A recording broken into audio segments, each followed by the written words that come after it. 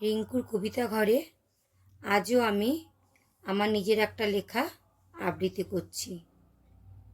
আবৃত্তিটি শোনার জন্য বিশেষ অনুরোধ রইল।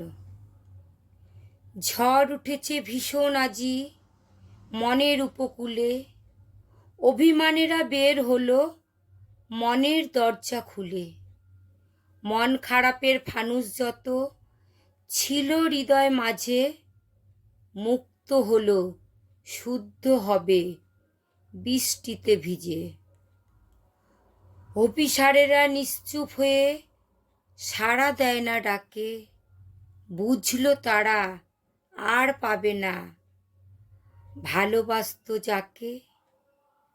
আকাশ ভরা কত পাখি উড়িয়ে দিল ডানা, উদাস মনে দেখা কেবল ধরা তো যায় না। অতীতটাকে চুরি করে বন্দি করে নিলে, স্মৃতির পাতায় তালা দিয়ে মনটাকে দেবে ফেলে। নিথর এই দেহখানি ডুবছে নিরাশায়, ক্ষণিকের অতিথি সে শূন্য পানে তাকায়। নমস্কার।